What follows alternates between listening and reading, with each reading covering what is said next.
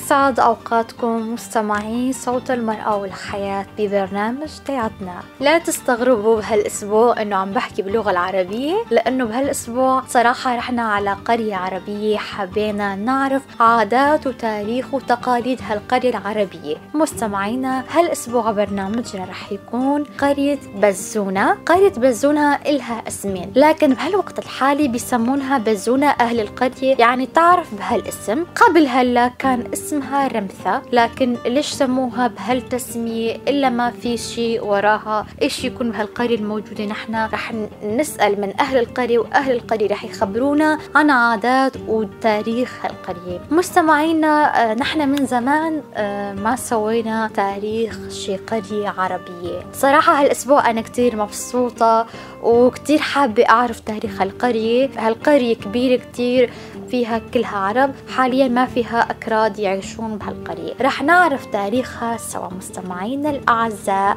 خلوكن معنا لنشوف تاريخ والتقاليد وعادات هالقرية بزونة. وما بننسى أخبركم قرية بزونة هي قرية حوالين قحطانية، يعني هون عنا بتربس بي. يلي بيعرف قرية أبو فرع، أبو فرع كمان بهالأطراف، يعني تيجي أبو فرع وبعد أبو فرع مباشرة تيجي قرية بزونة. وهلا خلونا نشوف تاريخ هالقرية الحلوة.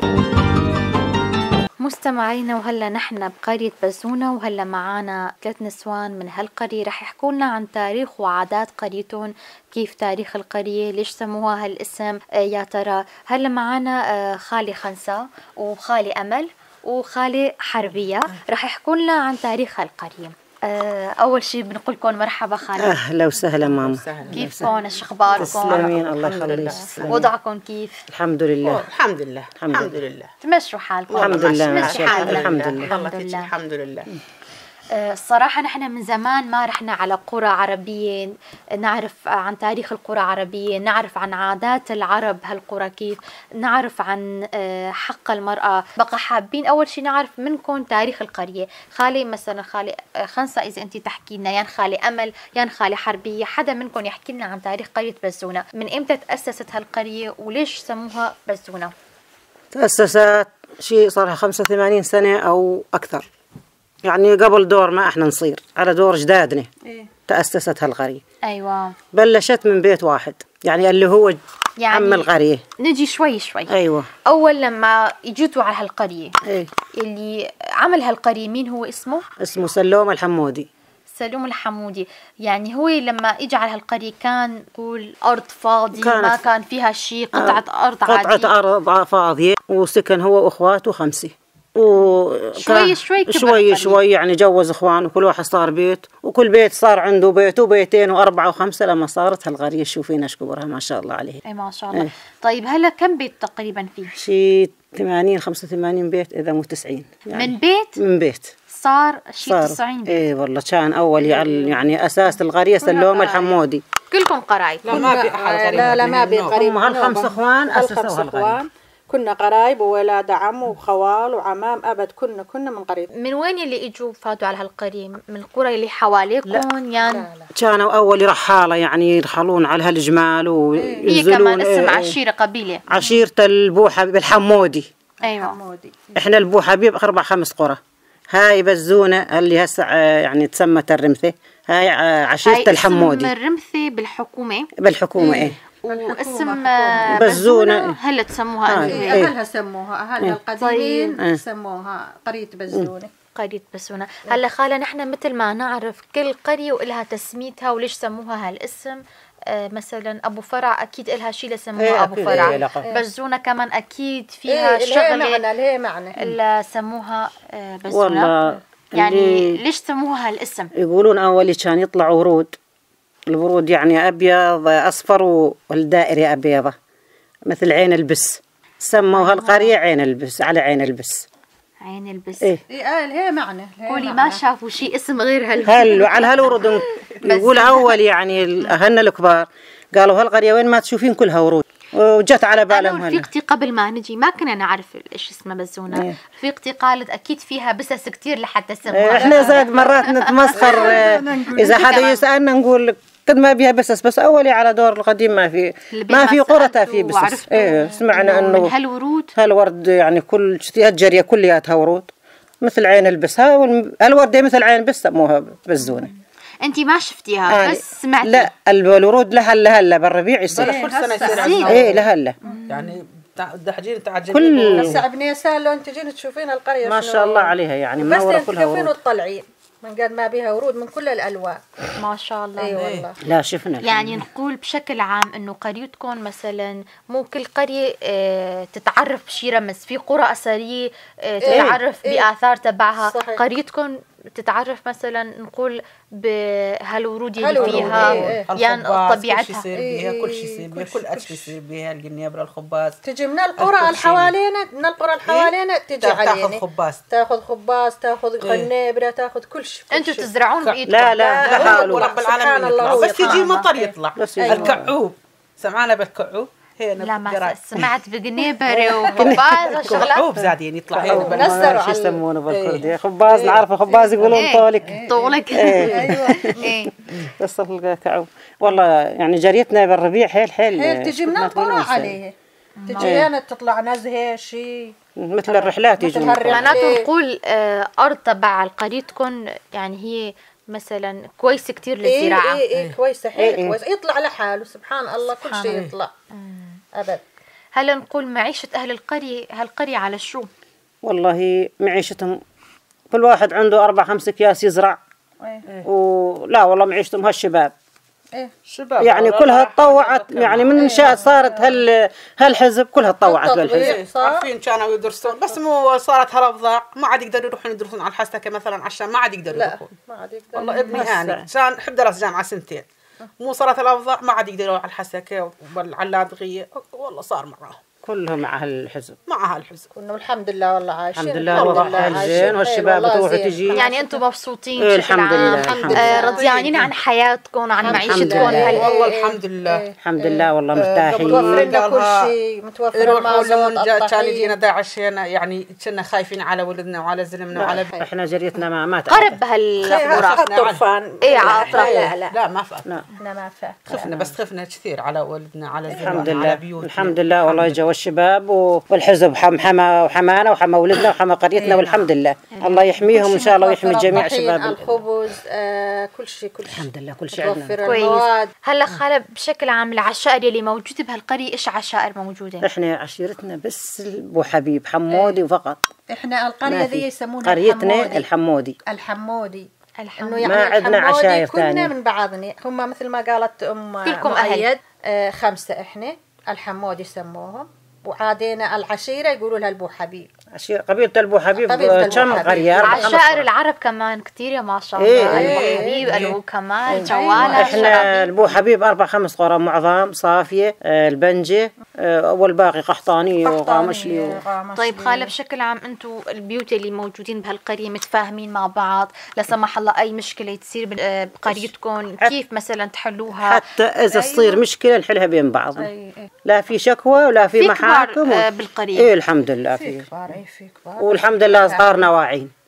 ايه الحمد لله الصغار زاد واعين ومتفاهمين ويحبون بعضهم. وكنا قرايب وهيك ما ينطون على بعضهم بنوب. نوب الحمد لله. لا ابد عيل زينين على بعض. طيب خالة انا لاحظت فيكم اول لما اجيت على القرية نسوان العرب بشكل عام يحبون الحنة، يحبون يحطون على أظافرهم. شوفي انتي أظافرك، شوفي انتي حتى أظافر تبع الرجل حاطين على أساس اليوم عجلنا. يعني خالي هاي عادة تبعكم ولا انتوا تحبوها ولا نقول نحن الحنة سنة بس انتوا يعني ليش تحطون الحنة؟ احنا نحبها ونريدها ونحبها مثل الدواء للراس للشعر مثل الدواء. بس لا هذا نقول له احنا يا العرب قوى يعني نتقاوى به. لو نكون هذا مثل ما انتم هسه تحطون مناكير. ايوه وتحطون على شعركم يعني صبغات. احنا نحط حنه هالحنه احسن من مناكير، هم حسنه وهم الحنه كويسه. ايه كويسه الحنه نحطها. وبالاعياد وبالمناسبات اظن تحنوا حتى ايديكم. ايدينا مثل نقشات تعملوها على الايد. ايوه ايدينا البنات على دور الشبات. مو احنا البنات لا لها شبات يطبعون هين ويطبعون هين وايديهن ولهون يشتغلون. طيب خالة، حدا منكم يعمل قرية يعمل نقشات تبع الايدين يعني تبع الرجل؟ ايه انت ما تعرفين؟ يعني والله مو قريب اقدر اشتغل بيها، بس شو البنات بتعملوا خالة؟ يجوا هالطبعات يعني جاهزين. مو مثل تاتو تقريبا. لا وهالطبعات يجي جاهزات، تجي مثل السوق. ايه طبعات بس جاهزات مو مثل تبع الايدين يعني. يحطنهن ويحطن والحنة فوق. دايرهن. ايوه. يحطن بحي الشيء هي لحالة تلزق، يلزقن هاللزقة فوق الحنة شي 10 دقائق يشيلوها ويبقى بس الطبعات. عاد الرسمة تطلع حلو بقى يطلع. إيه. هي حلوة ولا الدق اللي يدقون لا عليه؟ الحنة أحسن. هذا يقول حرام. الدق حرام. الدق حرام بس أغلبيتهم يعملون قديم. هلا لا التقى. أهل قبل حيل يحطوا أولي حاول أن يشيل إنه بكل شيء بس ما ينشال. ما عاد ينشال. لا ما خلص ينشال. هذاك بالإبرة ويطلع الدم ينخلط هسه في ناس هالسواد اللي يحطونه والدم مع بعض يصير هالطبعة. هي كمان أظن قبل كانت عادي كل ما وحدة تصير إيه لازم يدقونها. إيه أبد. إيه يدقونها. أنا والله كانوا يدورون علي حاولوا معاي ما قبلت. ما قبلتي؟ إيه ما كان الله تحبيها. يرحمها أمي وأختي الكبيرة وكلهم حاولوا ونهزم، بس هي وانهزم عاد شلون. بعض واحد ما لا مو من الوجع، بس ما حبيت ما حبيت الشغلات هذه. وقبل يلبسون هنا عران ذهب وهوني اثنين. هون كمان نحن نقولها خزامي. أيوة خزام. خزامي أيوة. ويحطون حتى الحلقة الكبار يلبسون هذا الشريط هين ذهب. هدول بالأعراس كنتوا تلبسون؟ ايه بالمناسبات. يعني بالأعراس بالعيد بالمناسبات. وهلا؟ هلا لا هسه هلا ما عاد نقدر، حتى اللي يريد يلبس ما في ذهب ما عاد نقدر نشتري. لا مو كان شرط يكون ذهب. لا كمان في هسه ناس قليل. يحطون فضة. روسي. ايه روسي. هسه ما بقى البنات يحطون هالحلقة الصغير وبعضهم يحطون يعني هالخزامة شوية صغيرة بس. إيه ما كان يعني أول فعلا للقوى تطلع هالبنت على العراس شوفنا راس كل وجهها ذهب يحطون هالشريط. كان منظر مو خالة. ايه يحطون هاي الشريط ذهب لهون هون وفوقه هاي يقولون باص مثل الكمبرة. ايه وهالحلق هين وكفافي كله هذا ذهب. ما في غير شوية من وشها يبين كله يحطوه يلبسون ذهب أولي. وهالمدقدقات هين وهين الرسمات قائمة غيامتهن. هدول مشان شو مثلا التزيين تزيين يعني ايه. عادي كيف؟ ايه أولي عادة العرب. عادة. ايه وهل انتوا تقولون خفتان احنا نقول ثوب والزبون بردان. ايه كراس وختان. ايه ولابسات هالمحزم ما اعرف شو. ايه كمبر عليه. كمر ايه أولي هي شد لباسنا. ايه هسه راحت التقت هالموضة. هسه كلها في ساتين قامن يلبسون. البنات يلبسون لباسكم هالبنطلون. تطور. كل شيء. ايه في تطورات. صحيح. طيب خالة، أعراسكم كيف بهالقرية؟ أولي والله العروس مثل اخطبوها وجهزت حالها وتلبس هالثوب الزبون يحطوا لها العباية ويحطون على وجهها هالمحرمة البيضة. هلا خالة، كل عشيرة تبع عرب عرسهم شكل. مثلا في نسوان تبع مثلا اذا وحده من بناتهم يتزوجوا ما بعرف ايش كانت اسم العشيره، كانوا يحطوا على كتافها ايش تسمونه نحن نقولها عبايه. ايه مثل عبايه مثل هدول اللي يلبسوهن الزلم. ايه عبايه يلبسوهن. ايه اولي ايه كلياتنا هيك. ولازم بنت مرافقه تكون ورا هالبنت يعني ورا العروس. نحن اي من يجي. لا احنا عادي عندنا احنا مو كنا من بعضنا قرايب بعضنا. اولي هيك عراسنا يعني يحطون على وجهها واثنين من هين يقودونها بنات او اهل العريس. العريس ما يروح. اولي عيب العريس ما يروح عيب شلون يروح. ويجيبونها على بيت اهل العريس ويقعدونها ويقنون عليها ويزغرطون ويدبشون ويسوون ذبايح واكلوا. رقصكم واغانيكم غير شكل. ايه حلو. نقني على العروس كل واحدة تعرف تغني تقف تغني لها شوي. وايش اغانيكم خالة؟ والله كنا نغني مندل يا كريم الغربي. تعرفي تغني؟ ايه والله في شوي. ديكات تفضلي غني. كنا نغني نقول مندل يا كريم الغربي على القلب عناقيد وهذا الغالي تمشى ساعة وصواره بيدو. يعني هذه اغانينا اولي واغاني كثيرة. شي غنية تكون بلحن يعني دحدح. شغل هاتف في عرس. كنا نجيب العروس نقول يا مقبل شمالي يا بيت ابوها يا رقاب الحمامي يا دلال ابوها يا رقاب الحمامي من اوضه لاوضه لي ما مشينا ومن بنات الموضه سقنا وخذينا. لها معنى كبير. ايه شلون ايش معناها خالة؟ يعني ابوها يكون شيخ. ايوه. وعنده دلال تبعات القهوه تعرفين قبل ايه يعني بنت إنسان يعني مسؤول مثل ما تقولي. وإيش كمان كنتوا تغنوا؟ والله أغاني أنا أعرف إنه أغانيكم ما تعرفين ولا أنا ضيع. خالة أغاني ربابية ما تعرفي تغني؟ أغاني ربابية إيش حلو أغاني ربابية.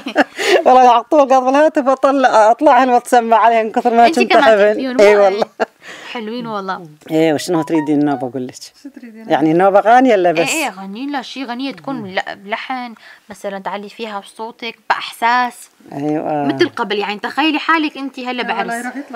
شايفة دبش تكون وأنا محضرة أعراس العرب كمان لأنه خوال أبوي عرب ورحت على أعراس هون. إيه مني دمعتين مني دمعتين يما والله مني دمعتين وبسم للعيون يما هاي بلا منتين والله النكر منتين محاربة النوم يما يولي. مشهورة خالة صوتك كتير حلو. أنا أفضل تجين معنا على الإذاعة وتغني لنا بس مباشرة. لأن جايبين رفعة زين مدزها ما أعرف ما دقينا ما أعرف. خالة أنت يعني من صغرك تعرفين تغنين يعني أنت إيه تحبي تستمعي الأغاني وتحفظي؟ أحب أستمع وأحب أغني بس هالوقت ما أجمع مثل أولي. يعني أولي يعني هذا وقف بالعرس ما حدا يغني غيري غير هي. واو بس هسه جيبوا خمسة أتغني. بس هسه تعرفين زاد الكبر واحد ينسي ويضيع واحد ينسى. اي والله نسي والله نسي. اي والحمد لله على كل حال الحمد لله. اي والله. خالة هلا الشيء تاني بنقول الأكلة المفضلة بقريتكم إيش هي الأكلة المشهورة اللي بينكم مثلا يصير عيد تعملوا شكل يصير عرس تعملوا شي شكل تعزمون حدا تعملوا شكل. والله أولي كان مفضل عندنا الخبز الصاج والثريد. أيوة أولي بس هسه عاد غير. هسه إذا نعزم واحد والله نسوي 4-5 أشكال. فعلا قبل ما كان هيك. لا أولي ما في خبز صاج وثريد وبس. هسه والله نعمل الكبسة ونعمل فروج مقلي ونعمل الخبز الصاج ونعمل كبة ويعني والله بشكلين 3 و4 ما نقنع. كل شيء نعرف. الحمد لله. الأكلة اللي تحبونها كتير إيش هي؟ والله أكيد ثريد. أكثر شيء ثريد. هسه أنا يحيى اليوم بدنا نقول نذبح ديش عرب يقول يلا سووا ثريد يلا خبزوا على الصاج سووا ثريد. وانتوا تعملوا خبز الصاج؟ ايه احنا نعمله ونسوي رز بجنبه وزلطة. خبز الصاج ما يزبط مع أي حدا. يعني لا غير اللي عارف اللي يتعلم يعني عارف هسه أنا ومؤيد تساعدون بعض وتعاملون. والله كل من يسوي محل إذا بعزيمة كبيرة وإذا للبيت لا كل واحد يخبز الحال. أم يحيى كنا نعرف. خالي خبز الصاج كيف تسوون مثلا ما إمتى تعملون لما تعملون كم خبزة تعملون؟ على كيفنا شي نحط هالطحين بهاللقان ونحط هالملح ونعجنوه نخليه شي ساعة يرتاح ونجي عاد نقطعه يصير 20 قطاعة 25 قطاعة ونروح ناخذون خبزه على الصاج. تسوونها كتير رقيق ولا كيف تعملون؟ على كيفني حسب على كيفنا نريده رقيق نريده شوية بسمكة عادي.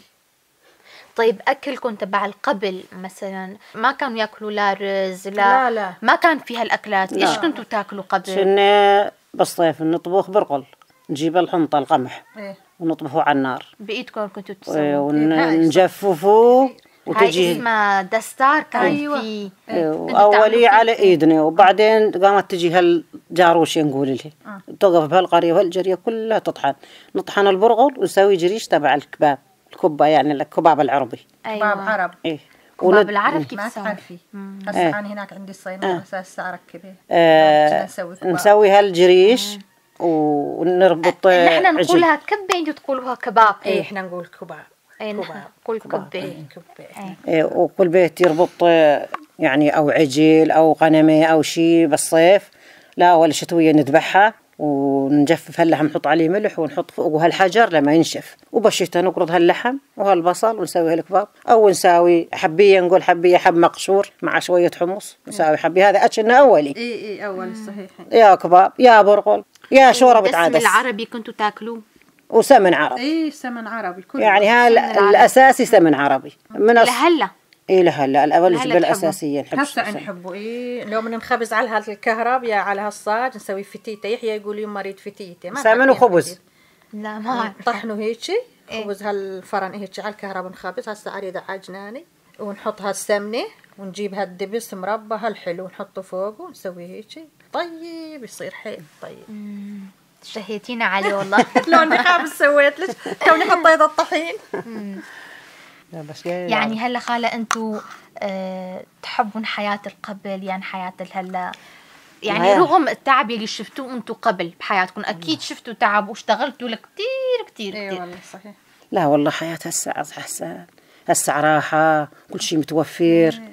ويعني بنشوف البنات هسه والله نحسدهن، يعني مو نحسدهن نغار منهن، نقول ليش على زماننا ما كان يجي.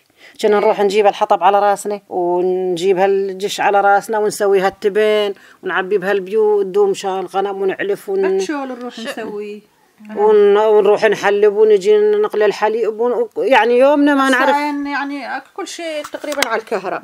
هسه كل شيء على الكهرباء. قبل هذا خبز هالتنور على التنور بتشول آية تعرف نخبزه. هسه احنا على شنو نخبزه على الكهرباء. هسه أنا عجنه للمساء الساعة 7 تجي الكهرباء أخبزه عليه. لا قبل نقش السماد ونحط ما أدري شنو ونحرق. قبل كان هيك كان في شغل لا كان لا في يعني تعب. راحة هسه الحين راح غسالة اوتوماتيك. قبل بديهن وهن قاعدة والله نغسل عليه ابنه. هسه عينا غسالة وكان ضونا نحط هالغاز بهاللمبة نقول أو فانوس ضوك ما كان نشغلها ونحطها هناك ما في ضوء. يا الله يا ساعة تنقطع كهرباء ساعة ننخن. اي والله نخطف. وشلون كنا عايشين يعني هالبيت المي 24 ساعة حار يعني. كل قبل هالمي بتشول يحطوا نسحب من هالبير.